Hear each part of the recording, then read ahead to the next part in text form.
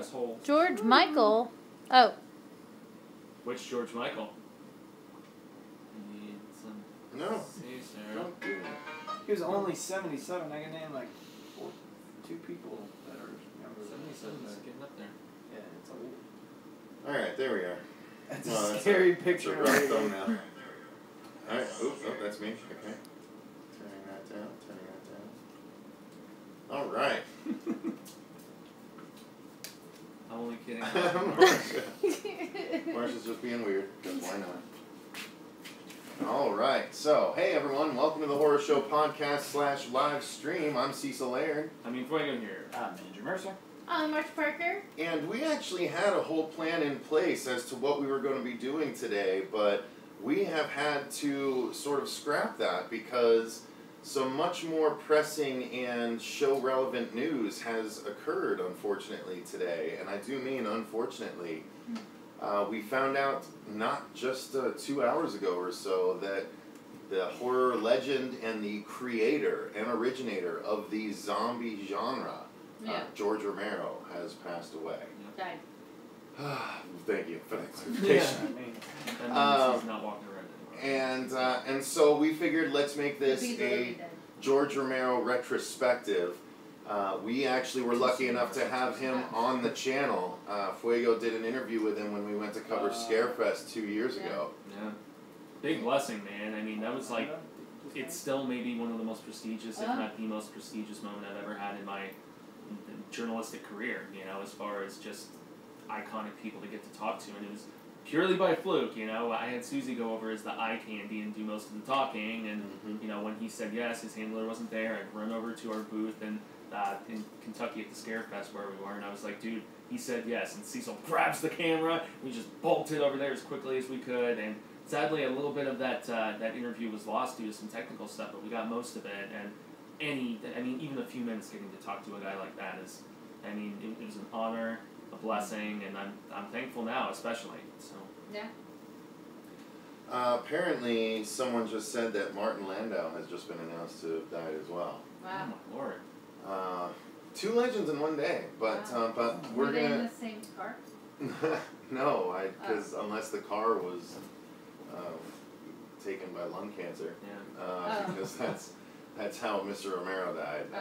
Apparently, a fast version of lung cancer. 77 years old. 77 years old. I can't believe we spoke to him when he was 74 or 75. And we got to ask him a lot of the questions that we always wanted to. Unfortunately, it's the only interview in our show's history that mysteriously got cut off for no reason before the end of the interview. But we still got a good 10 plus minutes with him, and that was really awesome for the channel. And it was exciting, when Fuego's like, he's going to do an interview, but it has to be right now. And I was like, I'm grabbing the camera. I was like, Marsh, can you watch the booth? And okay. And we ran over and we did it, and again the camera was almost out of battery. So it was like a whole fiasco to get this thing. He was, there, and Fuego was talking to him, and he's talking to him, and he's talking to him, and the battery is just dwindling. It's like 25%, 24%, 23%. And it got down to like 7%, and I'm like, oh my god, this battery's gonna die before we finish our interview with George Romero, the biggest interview of our whole fucking channel's history. So I ran back and I grabbed the battery, but before the battery died, they finished the interview. It was like at 3% and they finished it, and then I changed the battery. But for whatever reason, the camera cut off like the last 2 minutes of the interview. I don't know if it pre-died or whatever, but it was a bummer. But It's a spectral intervention. So, I guess. Shannon Ray Vaughn's here, Rusty Nail's here, Jason Hobbs is here, Zethriel's here. What's that? What up, Shannon? All of you. Tom H, Edward D. Yep. Lazy Gamer. Lazy Gamer. Yo. No, we haven't forgotten about Carrie Fisher. We're not here to talk about all the people that died this year. We're here to talk about George Romero, who was actually on the channel and who was the horror master. So, Fuego, why don't you talk a little bit about, outside of the actual experience, what was it like?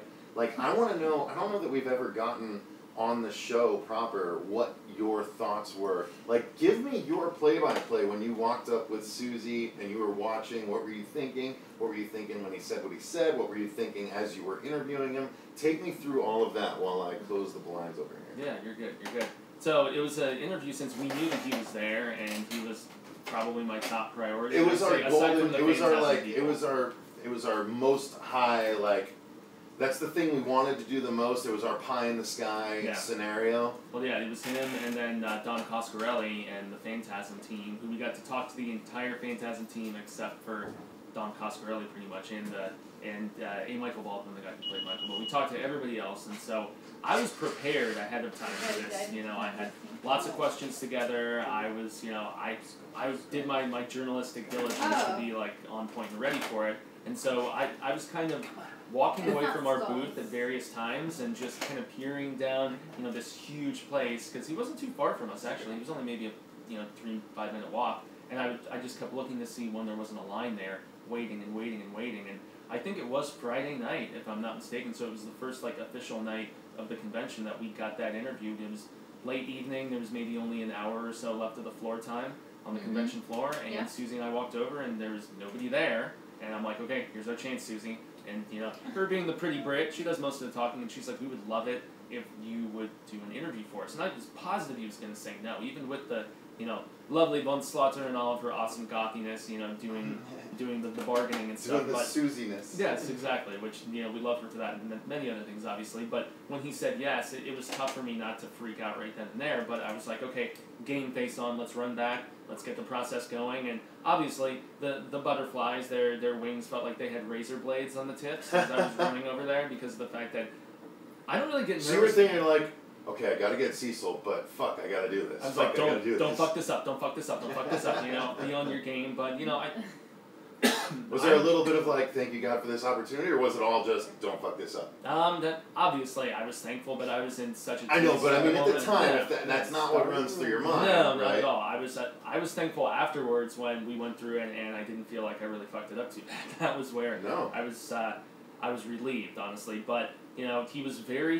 such a cool, cordial, down to earth guy. And you know, normally you would think you're like, oh, you know, dude with long hair, and I had like fucking black metal face paint on that Susie had done that day. So I was all kind of, you know, costumed out, but he's used to that sort of thing, I guess. And plus, he was still rocking long hair until, you know, I'm pretty sure he still had it when he passed away, unless he'd been going through chemo, and that's why we hadn't really seen any current photos of him. But yeah, you know, he's got the ponytail going on, he's got the dead baby pin on his shirt, and I was able to, like, I don't know if it was the questions I asked or just the way I tried to be personable, but he was cool, and he got talkative with me when I wasn't necessarily anticipating that he would. Because I've done enough interviews in my time where there's some people who are standoffish and they don't really feel like talking. And he actually was willing to run with the things I inquired about, from the remake of Dawn of the Dead to his thoughts on remakes and the current popularity craze of zombies in general from The Walking Dead. And he definitely voiced his thoughts about that, amongst other things. You know, anthology horror, creep show.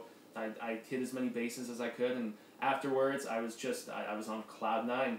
You know, that's when I was thankful. You know, I was so shocked when we got the initial confirmation that it didn't really set in with just the bliss and elation and thankfulness until after it was over and done. Well, and then the adrenaline was going. And then considering he actually came to Mad Monster the following year, and we could not get access to him because his handler was on point and she hadn't walked away this time. And she walked back during the interview, remember? And she was just standing there like this. Like, she did not seem very happy he was conducting an interview. But thankfully, she wasn't to the degree where she would interrupt our little, you know, discussion. So and it was great for the channel's posterity. Absolutely, it's still a fantastic interview to go back and watch, and now especially. And what were you cosplaying that day? I was just a black metal guy. Just random black metal, kind of, you know, the white. Yeah, it was. I had black and white. Oh, I thought you were Zombie Garth. No, not that day. Yeah, I actually don't even know if I did Zombie Garth that day. Not at Scarefest. Not at Scarefest. I don't think I debuted that till Comic Con. Doesn't matter. In any event, yeah. If you look, it's my profile picture on Facebook, and it's on my Twitter for a reason. You know, never mind. Such an amazing honor. And then you got to talk to his partner at the most recent Yeah. His ex-partner. Yeah, the most recent Mad Monster. Yeah, John Russo and then a bunch of the other original castmates of Night of the Living Dead. And so that's probably a better place than any to start. Have all of you guys seen the original Night of the Living Dead? No. Yeah, going back through his career. Yeah. So I have, don't think yeah. I've seen anything that he's done, to They're be coming honest. to get you, Bob. You haven't seen Creepshow? No. Dawn of the Dead? Or the remake that Zack Snyder did? Or, there's a lot of stuff here. The Dark Half, the Stephen King adaptation. I mean, I was thinking you just I know kind of his catalog. Yeah. I am familiar, and I'm familiar with people that were in his movies, and I'm aware they exist. I just never watched them. Well, I think it just really wasn't my thing when they were things. We can still discuss though. Have you guys chime in on? He was very vehement on slow zombies. He's like, zombies are dying and they're dead rather. They're starting to necrotize and solidify, so they get slower. They don't get faster, and that sort of thing. Like, do you feel okay with the evolution that zombies have taken, or do you feel that people should stay true to his original vision? Do you think he was being closed-minded, or do you think he was just being loyal to his baby? No, I think, when it comes to the zombie genre, I am more of a fan of the slow zombies versus the fast zombies. 'Cause the fast zombies kind of just make me feel like they're, on speed or something. I don't know. It doesn't make biological sense as, like, the slower zombies. Like, Walking Dead is a big fan. It has a lot of slow zombies where they're still alive even when they don't have their legs and shit. And they're like, and then when you get into, like, World War Z zombies, you're just kind of like... 28 Days Later. I Am Legend. I still love Dawn of the Dead remake though that Zack Snyder did. That's an awesome movie. Yeah, that's all I have. I think you'd like it, Marcia. That's a good movie. It's got a hell of a cast. I mean, see, and I've always... That wasn't my... I've never... Until recently, in the last recent years, I wasn't a big zombie movie fan. I was more into, like, the vampires and, psycho killers and things like that. That's where my fandom was. The ghost stories. It wasn't really zombies, but I know if it wasn't for him, we wouldn't have what we have today. And for that, we all should be thankful. Especially The Walking Dead, because they are the only ones that really truly honored the original spirit of Night of the Living Dead, where it was always about the human drama in the zombie world. And Kirkland's always been adamant about the fact that that's where he drew his inspiration from, even if George didn't return the respect. Absolutely, yeah, exactly, yeah, that's true. George did not like The Walking Dead. But Romero did say, he's like,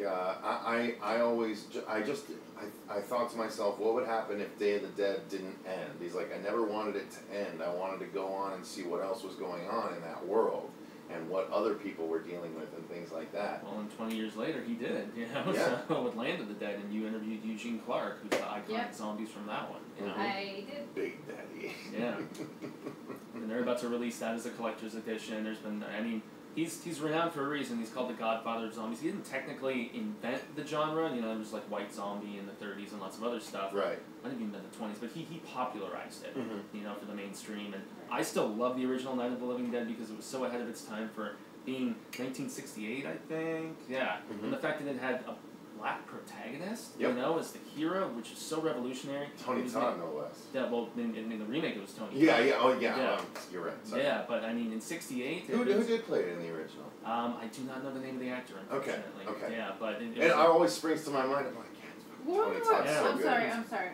World War Z are zombies. They're not infected people. World War Z are zombies. People try and say, it's not a zombie, they're just infected. Hence the name bullshit. World War Z. Yeah, and they say for the same zombies. about... Read the book. And they say the same about 28 Days Later. Also, they're like, they're technically just infected. They say the same about I Am Legend. They're infected. They're not technically zombies. No, they're zombies. I still prefer the Omega Man as far as that adaptation. Some people say the same thing about Wreck in Quarantine, that it's infected, not zombies. There's a lot of examples of that. Yeah, there's disagreements about that particular fandom, but yeah, man, Night of the Living Dead, it was ironically the only remake that Romero gave, like, his recommendation to, because many of his films have been remade, from The Crazies to obviously Dawn of the Dead. They've done sequels to Creepshow after he left the property.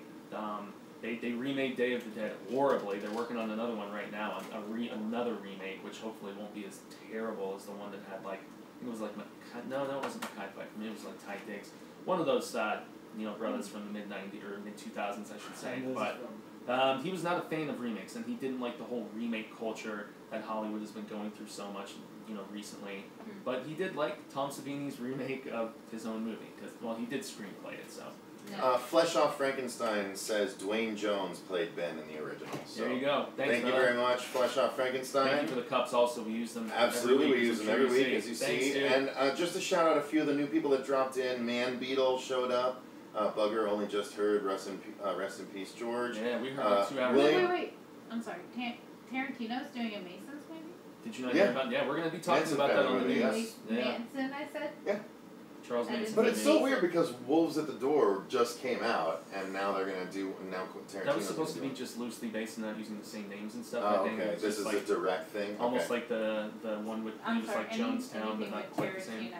Makes me... Tarantino's looking a little, he's got the Reggie Bannister look going on right now. Well, that's what he's saying, he's going to retire, and I don't know. Like, Don't do I it. honestly think he's going to like glorify Charles Manson, and I'm not down with that.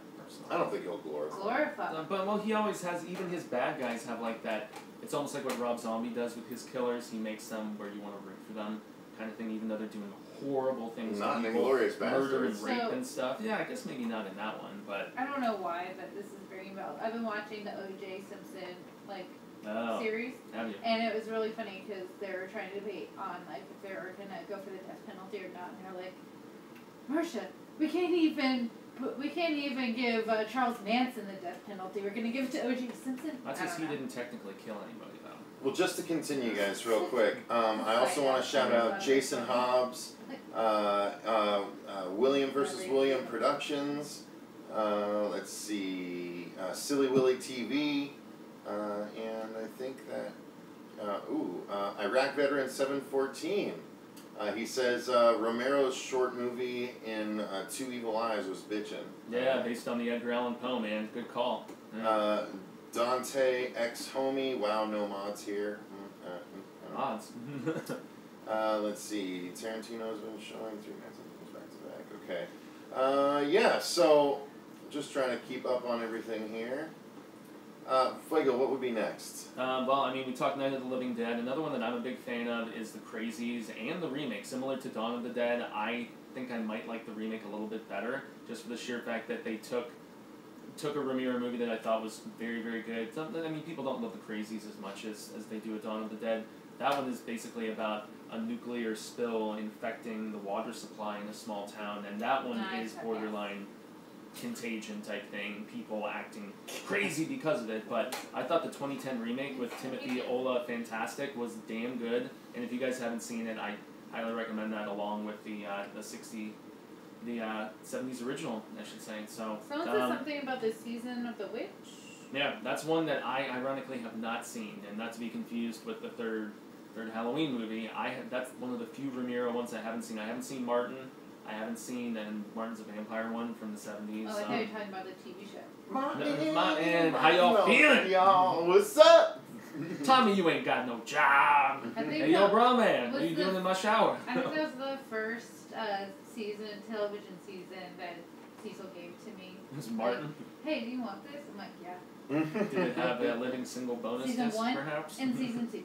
I love Martin, but yeah, Martin was a vampire one that he did. So I haven't seen Martin, I haven't seen Season of the Witch, and I also haven't seen Bruiser. So those are the only George Romero's that I have not personally seen. So if you guys can champion those or talk amongst yourselves about that, I've heard they're all good, except for I've heard Bruiser's just so-so. Arcane Nebula is here. She says, or he or she, I never want to make an assumption, but we're all chill here. We don't need a mod. She's in Delirium. I finally caught a live stream. Hello from Australia. What's up, Delirium? Hola, Delirium. So what's a mod? Inform me, because I'm obviously moderator is somebody that watches chat to make sure nothing crazy happens. And if it does, they They throw the band hammer down. Well, we don't kick people out here. We're reading we just make chat. them feel uncomfortable. But we also like to interact with the chat room, and if you guys have questions for us, or just want to have your comments amongst yourselves, it's always a little about. Oh god damn it, Edward D, I love you so much. Hashtag hate ya. Hate ya, bro. Love it, bro.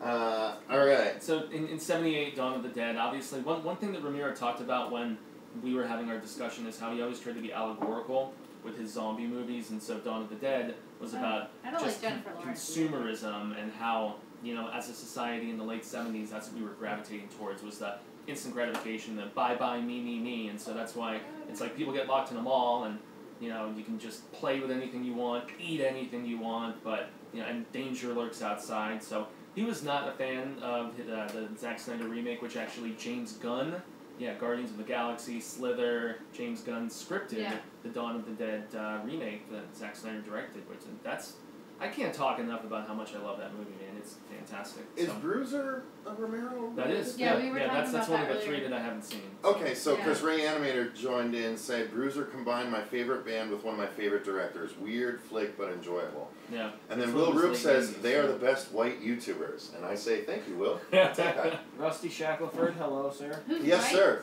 What's up, guys? Love the channel. Engine 9. What's up, Rusty? Engine 9, I saw you earlier, the original Dawn over the remake, but that zombie baby was pretty crazy. Here's what I liked about the Dawn remake, guys. Is it? No, it's the filmmaking. It's the Zack Snyder-ness of it all. Yeah. I loved the opening.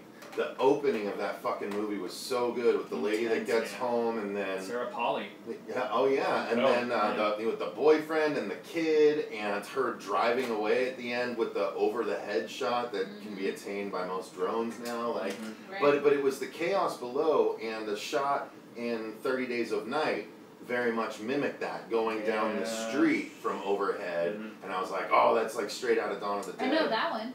Yeah, so, okay. Well, it was a shot very That's another one reminiscent with of that. running zombies. But it was really cool, and They were vampires. Let's see. Yeah, derps. Fuego. As a vampire lover, how dare that is. Like, give me. Moment of silence. I've lost all my You now owe 10 Hail Satans, and then. Alright. 2-disc Dawn of the new. Can't wait for the new 2-disc Dawn of the Dead this October. Says Jason Hobbs. Yep, it's a collector's edition coming out. I like the. Okay, I saw the original first, mind you. There's some people who are like, I don't like the original because I saw the remake first. I saw the original first, and the fact that they escape on the helicopter, at least a few of them, it was kind of a, well, we know we're going to run out of fuel. It was like it left it open if they were going to make it or not. Whereas Dawn of the Dead remake, spoilers, it ends fucked up, man. I mean, everybody presumably gets it. They get to that little island after going on the boat, remember? And it's an island of zombies, and they all get crunched on and eaten, and end of story. So I like the dark ending instead of the ambiguity, I guess, of the original. But it was a remake. So it's kind of weird that everybody's picking the remakes over the original. In some cases, are his comics on your list too, or no? Mm-hmm. Okay. I do. Okay, good, because I want to talk about those. Because here's the thing, I had a bit of a love-hate relationship with Mr. Romero's work. Oh, really? The man himself was incredible, but his work, after the first 3, like, I actually was a big fan of Day. I don't know that many people that like Day that much. You interviewed the guy from Day, if I remember. I did. Howard Sherman, I think was his name. Yeah. Who played Bub. Yeah, listening on the headphones. Yeah, dude, I liked Day a lot. Day was really gory. I liked the gore of Day and the underground bunker and stuff. I thought that was really cool shit. So I really liked Day, but after that, Land, Diary, and Survival, like, they were all really bad, which we'll get to, but I was actually, as a huge horror comics fan, if you guys didn't know, we do regular horror comics reviews. In fact, we're going to record 2 of them today.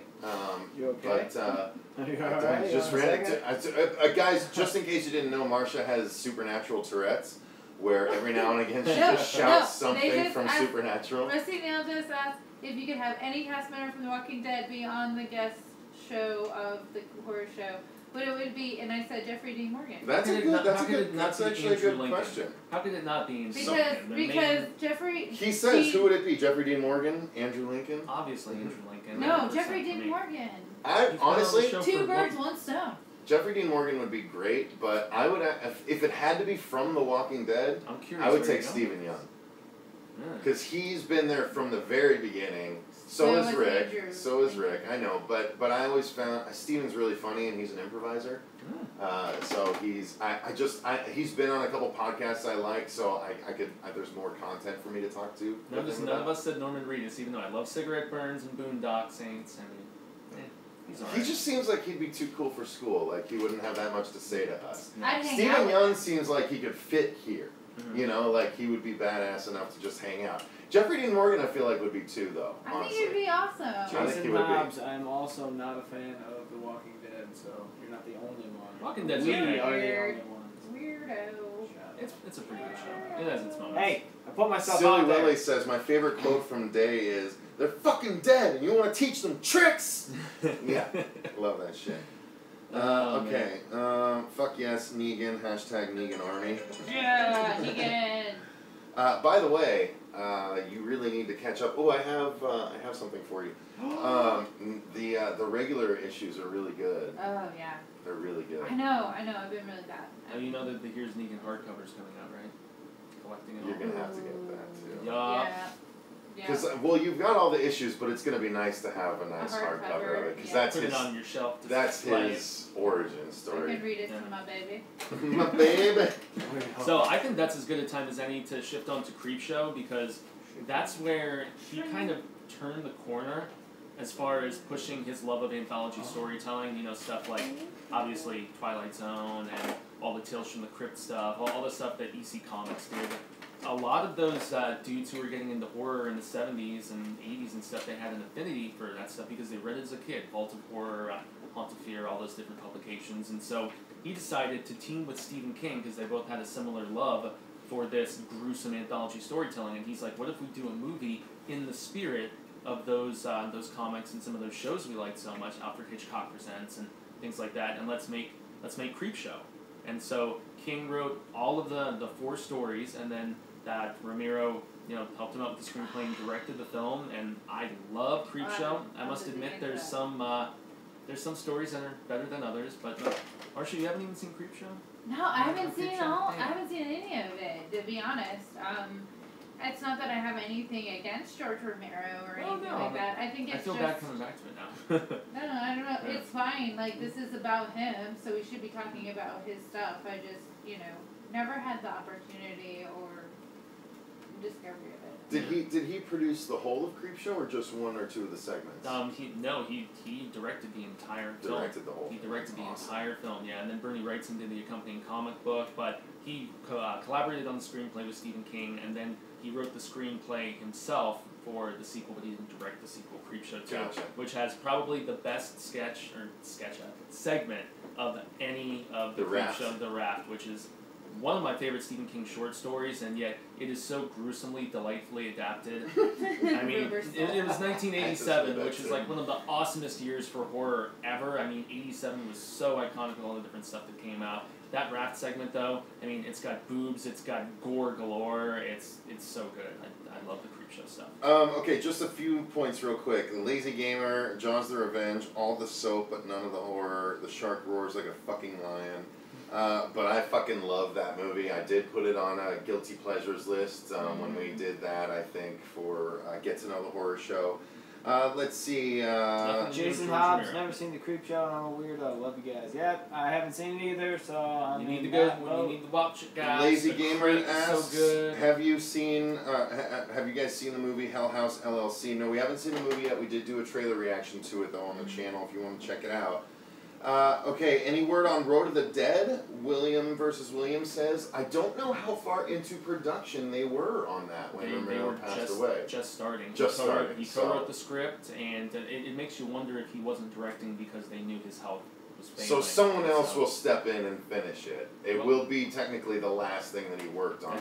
But there's no way he's gonna. He didn't direct enough of it to be considered directed by any of it. Oh, okay, so there you go. He was never slated. It'll just be the last thing he's associated with the co-writing. Which really sucks that the last movie he directed was Survival of the Dead, the worst in the series. It's really, that sucks. One thing I did want to mention, what I was going to say, Rubber Soul made a funny joke. Jaime, who is this Stephen King you speak of? Never heard of him. I know you haven't. But that actually leads to something that's going to be happening on the channel, just so you guys know. It's someone's at the door. Someone's at the door! Special guest! Special guest! You guys have seen our comic reviews. Yes, we had to bring along someone that has George Romero near and dear to his heart as well, part of the channel. What do you think we didn't bring him? He was a complete surprise. We had no idea he was going to show up. Check. All right, cool. So Dirk is here to join us, but before we get Dirk in on this, I don't want to answer. You guys, I just want to make mention that Rubber Soul is actually going to be on the channel. Yeah, he is. He already sent me his first fan review. Now, he's actually going to be the third in line of fan reviews. We got the very first one from Ms. Bond, 4007. The second fan review is going to be coming from Chase Smith for the horror novel, the Lovecraft novel that Peel is going to be, that's the next thing he's working on, is the Lovecraft novel. Cool. So Chase Smith is going to be doing that, and Rubber Soul did a review of the old movie The Wicker Tree. Oh, nice. I believe it's The Wicker Tree. Yeah. But it's not The Wicker Man. It's not The Wicker Man, no. But I haven't actually seen it, but I'm interested, and I'm glad that he chimed in, and it's so cool. We did not discuss this with any of the fans, but so far Ms. Bond wore a Coexist shirt. Nice. And Rubber Soul is wearing a cool green shirt with the big horror show logo right here. Nice. So it's really fucking cool, you guys. I love that you guys did that. Chase Smith is gonna. So far we've got our first 3 fan reviews. If you guys are into doing that, make sure you comment down below and contact me at thehorrorshow666@yahoo.com, and we can make arrangements to have you be on the channel like they're going to be. And that way, when we put it up, you can share it with all your family and friends and make them subscribe. Exactly. Let's grow this bitch. But yeah, it's really exciting. But Ms. Bond did a great job. That's going to air on Monday. You guys are going to see that. Cool. Fuego and I, and anyone else that wants to stay and do it, perhaps Luis. We're going to review Zygote from Oats Studios tonight as well, so that'll be up this week too. Guys, we have a lot of cool shit going. All of our panels. Are we still going to have side conversations? Yeah. It's a Rubber Soul comment. We were just talking about how awesome our community is by celebrating Rubber Soul with his fan review. That is absolutely acceptable. So, thank you guys very much for all of your contributions as fans. We appreciate it. But back to the matter at hand, since Dirk has just arrived. Dirk, what are your thoughts on today's events? How did it hit you initially? What does Mr. Romero mean to you? And Fuego, where are we up to in his career so far? We had just talked about the Creepshow films. Okay. And one last question. How large is your jar of tears? I'm assuming you've been collecting them like most people do. Yeah, I was really That's bummed out when I found out about that. I was actually with Cecil, Mm-hmm. and we drank to his honor. We did. And I don't know. I've had so many great moments with his films, especially like revisiting them. I think Night of the Living Dead, like, I don't know, it almost gets better every single time I see it. It's so ahead of its time, dude. And it's just one of those movies that just grows on me, and it just never gets old. It's so good. Creepshow, I love that movie. What's your thoughts on the sequel? That sequel not as good, except for the rap, bro. Yeah, it's not great, but it's a it's just more short stories. And what's the segment that stands out to you in those movies? Like one that. I think it's actually Creepshow too. Oh really? Because I love the one where it just looks like a garbage bag on That's water. The one that's the raft, dude. Yeah. Yeah, honestly, I might, if I had to pick between the two, well, it's tough. The Raft versus the Crate. Yeah, with the monster. They're both are like they're why I watch both of those movies. I'm not big on the one that Stephen King starred in, where he had the weeds growing terrible. all over him. That reminds me of Troll 2. What about the giraffe one? Absolutely, the giraffe one's amazing. Hey, is there a little giraffe dying over there? Is that what that was? I actually have a story. Is that not what they sound like to you? I don't know. I hate fucking guard dogs. You know, it's kind of like an anecdote about this one time when I went to a screening. It was for Land of the Dead, and you know, I had just gotten like the regular passes, and so I came with a buddy of mine that I had worked with, and you know, he was like this really nerdy guy, and like I know he doesn't get out much, and so like he was really looking forward to it, and you know, we were one of the last people in line. So, unfortunately, they weren't going to let us in, and with a little charisma and confidence, I used to work for a newspaper, and I still had my, like, Mesa Legend badge in my wallet, and so, like, I just went up there, and I was just like, hey, I work for the Mesa Legend, even though I don't. And did you say the last part, that you don't? Yeah. I didn't work for them anymore. Oh, okay. So, but you said that? Well, I didn't say that. I think that was the joke. No. But Krusty's like, I said the loud part, quiet.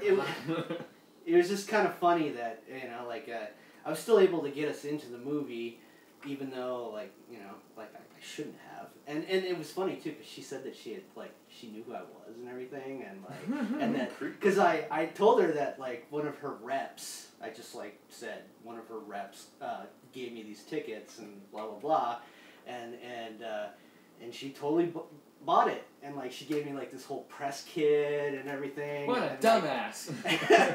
Hey, it just shows you, if you go in confident, and, like, and you think that, they think that you know what you're talking about, then sometimes you can get into it. Act like you own the place. That's yeah, what they say. exactly. Yeah. And I had such a blast with that movie. I know it's not like a great movie, Land of the Dead. Well, they got worse from there, but I wasn't a big fan. But you know, it was Dennis Hopper's character. I think it was interesting. It was really cool to see it, like for a special screening, and it was a great crowd, and people were just really excited about like all the little cameos and everything with Tom Savini in it, and the Shot of the Dead guys in it, and I don't know, that's my big, like, I don't know, George Romero story, I guess. All right. It's a good one. Cool. Dr. Xavier says R.I.P. Romero, and Tony Robinson has joined us, saying the Romero death came out of nowhere. Edward D. mentions Max Landis, and it's really interesting that you do, because just a little bit ago, a couple of hours ago, Dirk and I did a review of a comic book called Green Valley that was written by Max Landis. He writes so much stuff, it's nuts, man. He's so good, though, dude. The Green Valley is so good. You gotta read Green Valley. It was just so out of nowhere, and Dirk finished it, and he messaged me going, "This is fucking fantastic." Yeah. So it was really cool. So, yeah, stay tuned for that. Max Landis is amazing. But back to Mr. Romero. Yes, Andrew. The Late Horror Show is with us now. Oh, what up, Dino? Dino. Yes, R.I.P. Mr. Romero, indeed. Yeah, it's rough. Oh, Juan Borjas is here.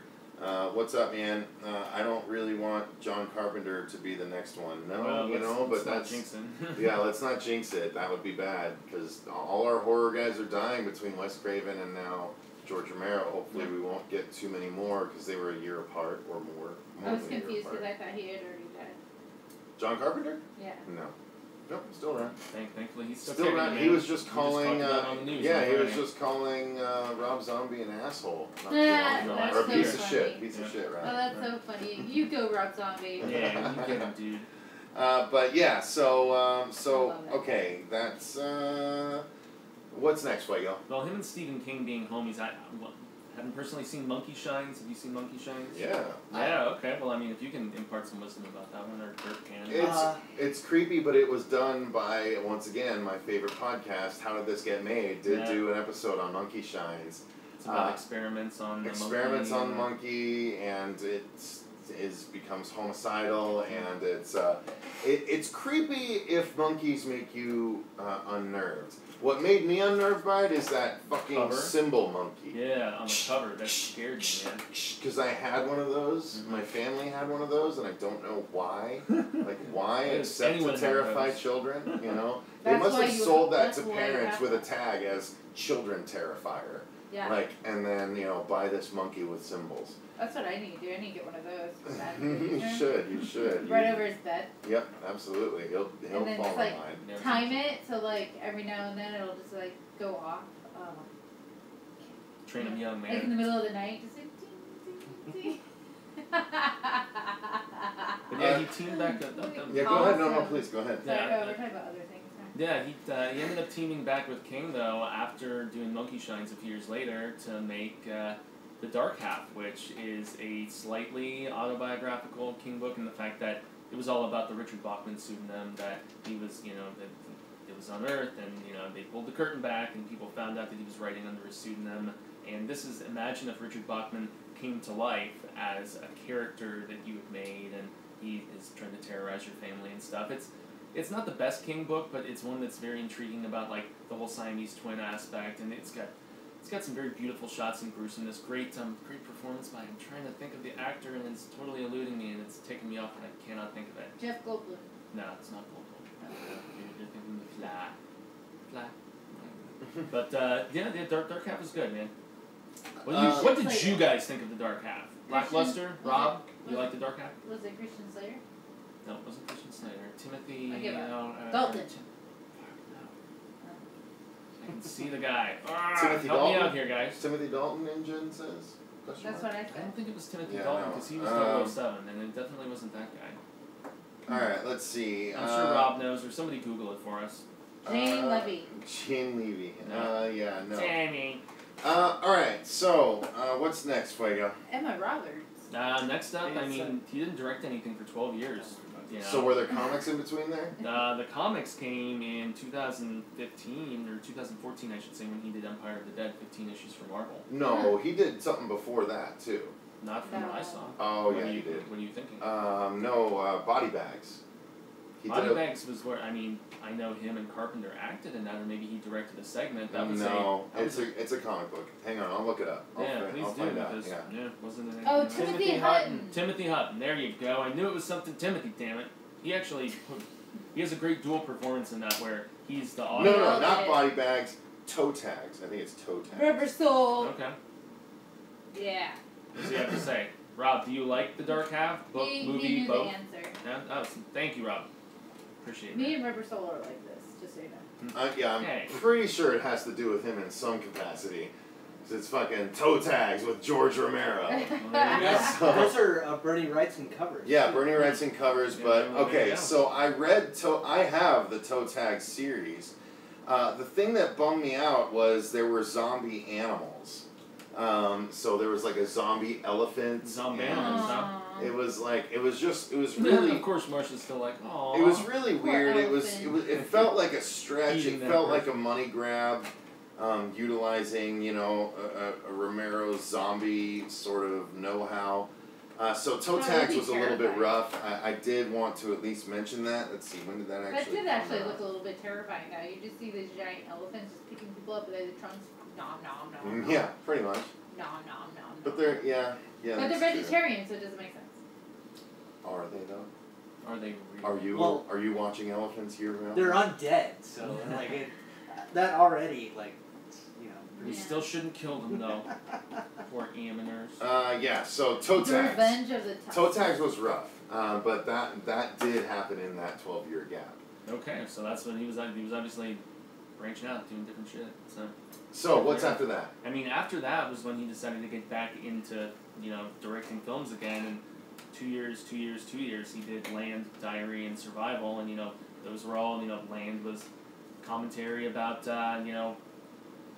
just rich versus poor, and how in the situation of the zombie apocalypse, how the rich people could just hide up in their skyscrapers, and, the poor are just left to, rot on the surface, and, I mean, Diary of the Dead was his commentary about found footage and millennialism, and I thought that one was okay, but, I mean, Survival was just really, really rough and weird, and had the cowboy aspect kept going on, and it was just. It was garbage. It was garbage, and I'm just disappointed that that's the last thing that he ended up directing. What about Bruiser? We talked about it before you came. Yeah, that was the late '90s, but that was one that I. Go ahead, chime in on it though. Yeah, What do you if think? you've seen Bruiser, I mean, Ray, one of our. I don't know. Like I don't remember it so much. That was back when I like used to rent like a ridiculous amount of Blockbuster movies, and then like my friend and I, we would stay up all night watching movies, and like they'd get a little. I don't know. Like I would get to a point where they would start to blend together, and and it. I don't really remember much of those movies. I've not heard good. Day, but you know, like I remember that like the Misfits. Were in it, and I also remember that he was like a killer, wasn't he killing people in his apartment complex or something like that? I think so, yeah. He was like kind of like a serial killer. Tony Robinson chimes in, I wish we had a slasher for this generation, and Jason answers with, what about Hatchet or Chrome Skull? Victor Crowley or Chrome Skull? I would agree with those, but if I can ever find the funding, I will deliver a slasher for this generation for you guys. But until that happens, yeah. Chrome Skull and Victor Crowley are the closest thing you can get. Yeah. Let's see. Have we covered Extinction with Matthew Fox and that guy from Burn Notice? I No, saw we that have movie. not. Yeah? Was it good? Yeah, I liked it. Is it worth talking about on the channel? Yeah, I watched it a long time ago, but I thought it was surprising. It was a bunker movie, right? Yeah, we watched it or together, something? didn't we? Did we? Or we... We might have. You watched it, and I watched it, or you're supposed to watch... I know I watched it. Yeah. But I remember we were talking about doing a review. Yeah, I think you're right. Happened. No, I don't think I ever got around to actually watching Maybe it. we did, I don't know. I feel like we watched 2 movies back to back and did like a podcast. Maybe we did do like, Extinction. Long time ago, yeah. You might be right. That might be one of the earliest ones we did. Yeah. Check our podcasts, you guys. Around the 40s, we started doing, Marsha and I started doing Movie of the Month Club. Yeah. And we started doing like 2 of them per episode. Yeah. So that might have been one of those. Check that out. But it was good. I remember I was actually surprised by it. Tony Robinson, I know of Hatchet, but not Chrome Skull. You can find that as the Laid to Rest movies. Yeah. Laid to Rest 1, and then the other one was Chrome Skull, Laid to Rest 2. And I actually cosplayed as Chrome Skull to one of Marsha's, I believe it might have been one of your Halloween parties or your Ron Silver. It must have been a Halloween party. No, it was a Halloween party. Yeah, you came to all... You were one of the top... Weren't you one of the top... For the costume contest? Yeah, I think I might have been, because Chrome Skull's really cool. He wears like all black, like a suit without a tie, just a black t-shirt underneath, but he has a GoPro right here, so he films all of his crimes, and he's got a chrome mask, and then he's got the blade that is behind one of you guys. Kirby kind of blade? Isn't it behind you? One of them? It's up here. Is that it? No. No. Oh, no, it's over there, actually, by the computer. It's over there. Can you see it? But, just turn around. But guys. anyway, he's a slasher. Yeah, just turn around and you'll see it. He's a badass slasher from the Laid to Rest series. He's actually, if you guys like Laid to Rest or Chrome Skull 2, you would like the Collector series, and if you like the Collector series, you would like Laid to Rest. So if you haven't seen one or the other, watch the other, because the Collector was just as fun and gory, but it was less slashery and more trappy. But nonetheless... I enjoyed the Collector. Laid to Rest is a really good Lamb of God song. See No Evil 1 and 2 were slashers, but they were not good slashers, Rubber Soul. Come on now. Laid to Rest were garbage. I saw the collection before I saw it. I didn't even realize that Tom H. mentioned the Collector before. 13 Ghosts. 13 Ghosts. I really like 13 Ghosts. That was good too. We love... guys, let me get your opinion real quick. I'm actually tempted, because if I talk about the movie that I haven't talked about this whole time outside of the title, for fear of it getting stolen, if we announce it with intent to make it, as I do intend to make it, I've been debating on whether or not I would like to do a possible live read-through of it as an episode of the show. Well, we could do like a GoFundMe, and then you could do a live read-through with the GoFundMe. Well, we could do a live read-through without the GoFundMe, I think, and use it in the GoFundMe campaign, is what I'm saying, as like the video. Yeah. To sell people on the project. Yeah. But I'm tempted to do that. Should we do a live read-through of my script? Or should we, what's that? The B word? Yeah. Yes. Yeah. But yeah, so let us know if you want us to do that, or if you Just think... say copy, Rubber Soul says, just say copyright after every other word. Yeah, no problem. Seriously. Fade in, copyright. All right. Oh, that's tough out there, y'all. Speaking of, someone just mentioned Patreon, Edward D did. We need to talk about that because Rubber Soul did some work and outlined a good place for us to start as far as our Patreon goes. We do need to start that sooner than later. Yeah. So. Do you want all the shit trailer reactions? I mean, maybe we need to do a whole Patreon live stream where we talk all about it for the whole live stream. I think we should probably do that just to get all the ideas out and stuff like that. But, okay, so back to Romero. Back to Romero. Back to life. Yeah. Anyone seen Tales from the Dark Side? Anyway. Tales from the Dark Side? Tales from the Dark Side Yeah, was the dude, show I that, love that. was the show that he Oh, I developed. don't watch the show, no. Yeah. He also helped develop the movie, too. I mean, he didn't direct any of the segments, other than he did write the screenplay for Cat from Hell, which is also based on the Stephen King short story. Once again, him and the King were homies, man. I'm sure Stephen King is tweeting about it and has something to say that's not related to Donald Trump, thankfully, because I'm just over it at this point. What? But Where did Donald Trump sit it? no political affiliations here. I'm an independent, but King has been tweeting about Trump like constantly to the point of getting blocked by Trump. It's pretty hilarious. It's like overkill. I thought you were talking about the Tales of the Dark Side and that Donald Trump was in it. Yeah, they killed him on there. It was pretty hilarious. Really? No.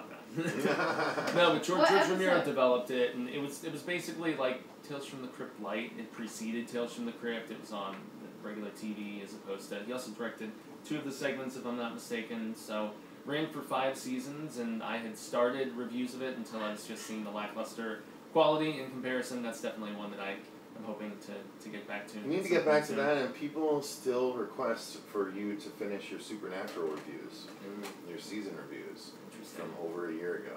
Yeah. Wait, you still have notes, right? No, you I only still did have like my the first 2 seasons. Well, I did the first 3, and then I recorded up through 7, and then the footage got corrupted for 4 through 7, and so I was frustrated as fuck, and Do you still have your notes? Yeah. Oh, I still have your notes. It might be worth revisiting. I still have all my notes from all. Because people do keep asking. Yeah. So, and I think it's a good thing to have on the channel for those Supernatural fans. Well, one interesting thing. I'm sure some people know that. Sorry. Right in that microphone. 4 dudes and 1 lady at this table, and the belch comes from the lady. I've been holding it in so well all night long, and then just like popped out. Sorry. Fuego, continue. Yeah, you're good. Before you were so rudely interrupted. So, some people may or may not know that before Paul W.S. Anderson stepped in to direct the Resident Evil series, and he didn't do all of them, but he did, I think, at least 3 or 4 of the entire series. I know he didn't do 2. I don't think he did 3 in the desert, but he produced them.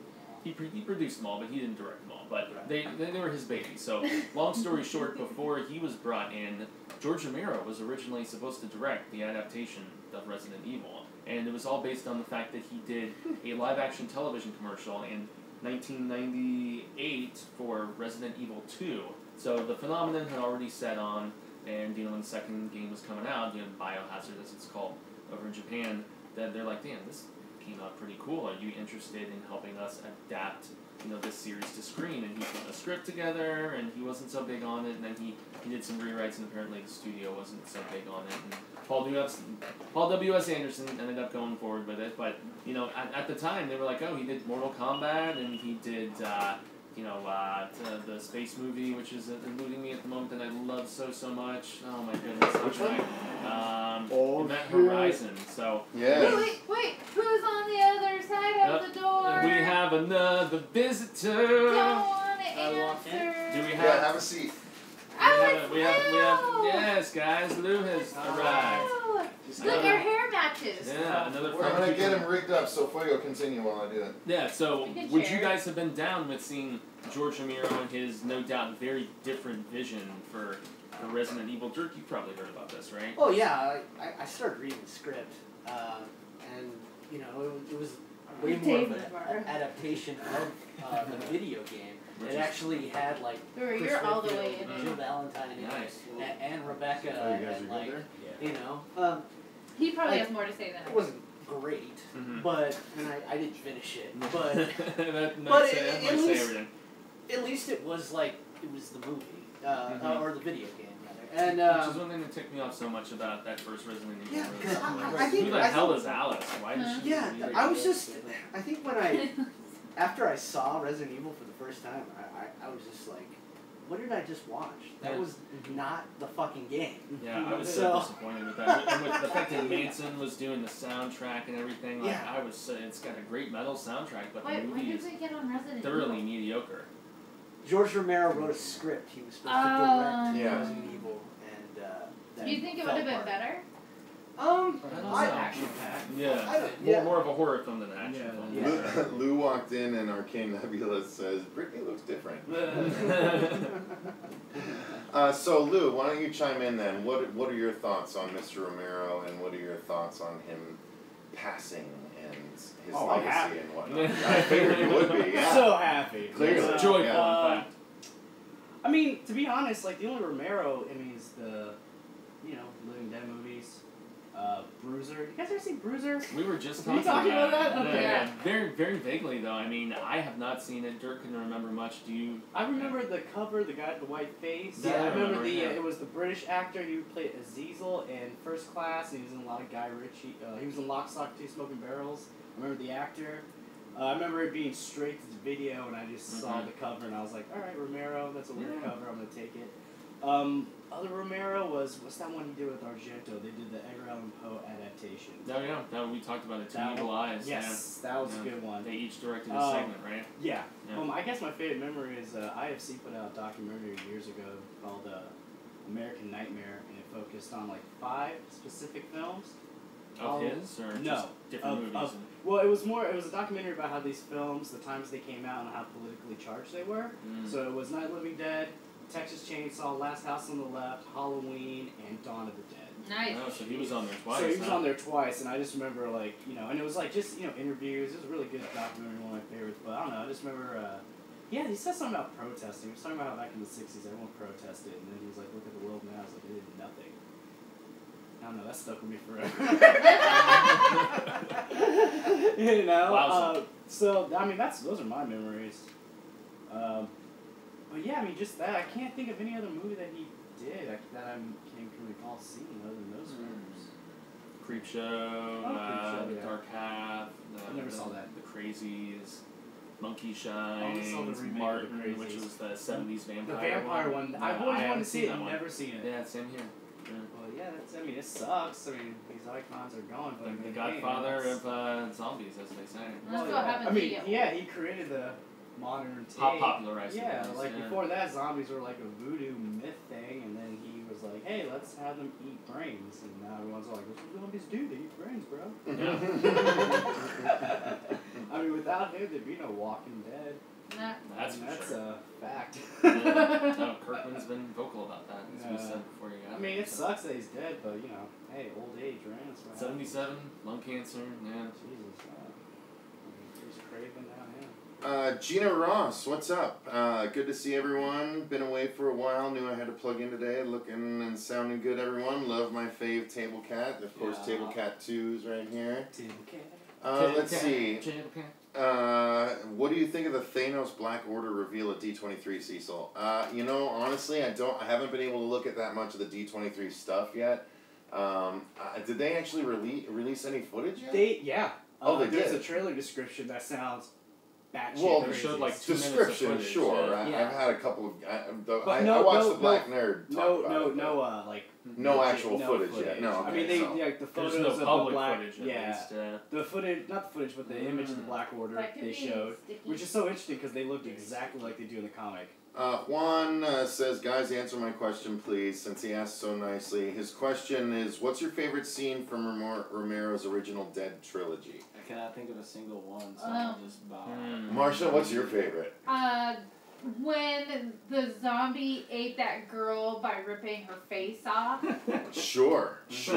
Why not? We can narrow that down. I have 2. Okay. Night of the Living Dead, where the daughter kills with the mom. Okay. In the basement? Yeah. No. And then the helicopter head lopping off scene in Dawn. Okay. I really like that. God, in can mine... I change my answer to what River Soul said? I have mine. What did he say? Naked zombies. I'm gonna say I think mine was the army guy getting pulled apart in Day. Choke on. Yeah. That fucking shit is awesome. That was good. So, but yeah. Honestly, for me, it's none of the gore because it was his politically charged messages he tried to put forward that I was always hit by, and the end of the original Night of the Living Dead really stuck with me because of the fact that dude is escaping and everything, and he's mistaken for, you know, one of the crazed or one of the killers or whatever, and they just spoilers, hero gets killed at the end mistakenly, and it's fucked up, dude. Yeah. And then they're like burning the bodies at the end, if I remember a little right. montage, like a photo montage of them tossing the bodies. That just stuck with me, man. It really did. Yeah, More so than the gore. My favorite scene was actually from Night of the Living Dead as well, where, you know, they come up with this whole plan to get to the gas station, get to the pump, and then everything goes wrong. Yeah. That could possibly go wrong. And so then they feel like they're fucked, but, you know, well, they are. Turns out they're fucked. Let's see here. Lazy Gamer asks, it's not related to horror, but have you seen the reveal trailer for the 13th Doctor? Yes, I did.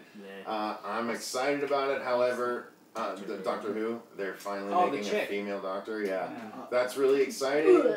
I'm actually a full season behind on that because I hated Peter Capaldi, so I stopped after his first full season. So I need to watch the last season and then the Christmas special. I'll get around to it because I'm interested to get to the female Doctor just to see what jokes he makes now that he's a female after all these years. I'm not a Doctor Who person. I get the gist of it. So does that mean like his little partner is going to be a dude? It doesn't. Sometimes his partner has been a dude as a dude. Oh, right. That's always him and some lady. So in the newer incarnations, they've leaned towards that because of the romantic tension. Yeah. But when Peter Capaldi came in, he was so old compared to his companion that they just sidestepped that. No, but I don't know how they're gonna do it, but who knows? That's the thing. It's uncharted territory, and it's been going since like the 30s or 40s. I mean, I guess it kind of makes so. sense to bring in a lady. I mean, times are changing. It's really good. Even if you haven't tried it, I definitely recommend Wonder trying. Woman just came out. The reboot is amazing, especially when you get to the David Tennant and Matt Smith Doctor. Those are really good. They are fantastic. Really, story-wise, the only one that I've watched is the so one where it was him who I've seen in tons of other movies in the Blondie, and they had like a little lovey thing going Rose, on. yeah, that one I only saw one really good. I only saw one episode. they're very good. It was an episode with Simon Pegg in it. That's the only reason why. Dude, there's a great episode where they fight. The Doctor fights this being at the core of a big planet, and it's the fucking devil that's at the core of this planet. This giant devil that they have to fight in a two-parter in season 2. It's so amazing, dude. Or season 2 of the reboot, I should say. Anyway, yeah, I'm excited about it, but that's not horror. So, let's circle back to George Romero so we can close this out. Yeah, I was going to say, we've pretty much hit all the bases with the exception of looking forward to Road and just how we were, like, at least you and I thought the concept was a little silly pants. I have yet to get myself familiarized or read any of the Empire of the Dead. That was the 15-issue series he did for Marvel recently. It's apparently, according to Deadline, being adapted into a television series. We briefly touched upon that when I interviewed him. So I read a couple of them. Not so good. Well, it was. I guess like the big cliffhanger for the first issue was that like there's vampires as well. So that was, and I was just like, like I'm gonna go check zombies outside versus vampires. Okay. Make sure it's not someone's not honking at me. Wow. Wow. Well, there you go. Honking. Are you gonna be okay up Good there? way to get somebody's attention. Is that really just lay on the horn until someone appears? Alright, that's kind of an interesting way to handle it. Yeah, as opposed to knocking on the door. Alright, well, the other side. What's on the other side of the door? Well, dude, there's like a party going on or something. Yeah, Empire of the Dead was the usually sequel to A New Hope of the Dead, right? That's actually Star funny. Wars. And then the next one is going to be The Last of the Dead. And, Alright. It's Stephen Hawking. The Phantom Dead. Alright, well, I think that's as good a place to call it as any, you guys. It's just over an hour. We've veered away from it, but we've always brought back to the fact that it is a shame that we've lost such a legend in the horror industry. But I am supremely grateful that we managed to get him on the channel for posterity. That's super exciting. Fuego got to talk to him. I got to meet him and shake his hand and say thank you afterwards. And it was just amazing. He was so gracious, so kind, so like just willing to give when his handler let him, you know. So it's really amazing, and we really appreciate everything that he was to not only the horror community but to us as a show.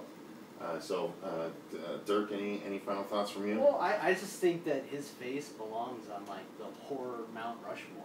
You know, like it from that first film, Night of the Living Dead, spawned so many other movies that other directors have done. You know, decades later, and George Romero, Alfred Hitchcock, Wes Craven, so far. Yeah, John Carpenter. Well, yeah, he hasn't died yet. I'm going with Dead People. Oh, Dead People. Alright. Yeah. Freddie Mercury. But he would be on there, absolutely. Absolutely. But I don't know. Even though he didn't make too many films, like No, I mean his less whole than career. 20, or maybe around 20. And you know, but It's not about. it's not about quantity. It's not about quality. but it was also his That's what I say all the collaborations. time. I think that it had a lot to do with his collaborations. He was in the horror community. He he made friends. People loved him.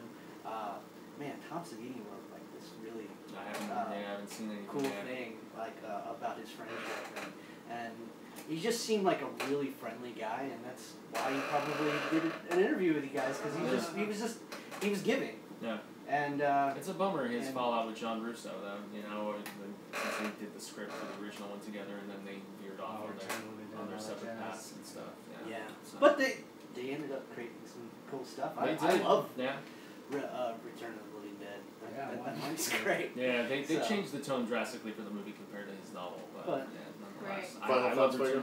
Final thoughts. I adore Creepshow. I love his just his influence on the zombie genre, and the fact that he tried to make it more than just stuff getting torn apart. The fact that he tried to have something deeper, and you know, he described it himself as being allegorical. You know, so there you go. It's not surface level kiddie pool type stuff, which is what he criticized The Walking Dead for. Was he was like, you know, it's got the humanistic drama, but there isn't a deeper message. It's just a soap opera. Basically, was his description of it. So, but Romero, rest peacefully, man. You're awesome.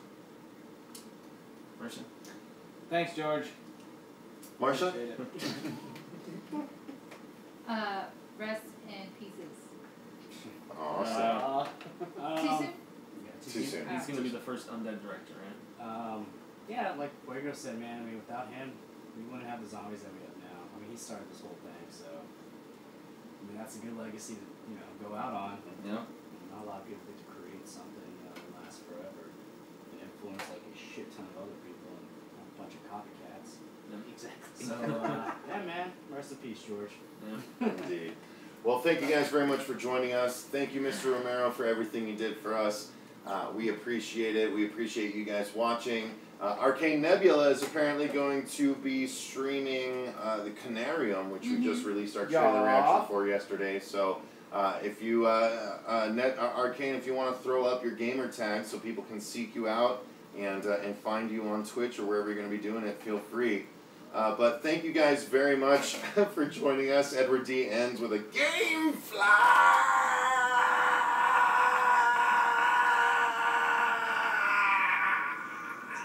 Was that an accurate amount of Y's at the end? I think it was. Jaime, I messaged you my answer for the dark half, says River Soul. I thought you were saying, Jaime, I just want to massage you.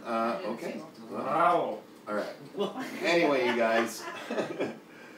Oh boy, I was kind of yawning right at the end. Holy shit. Alright, it's been a long day for me. Still got more show to record after this, so thank you guys very much for joining us. Until next time, I've been Cecil Laird. Derek Aaron. Gracias, Jaime Fuego. I'm Andrew Mercer. I'm Rush Parker. Luis Hernandez. And remember, Stay scared! Here comes the best part! Somebody's gotta shut it off! Somebody's gotta shut it off! Movie, by the way. Make the pregnant lady Technically, do you're it. right. Oh wait. But everyone Enjoy is Game of But that would not exist without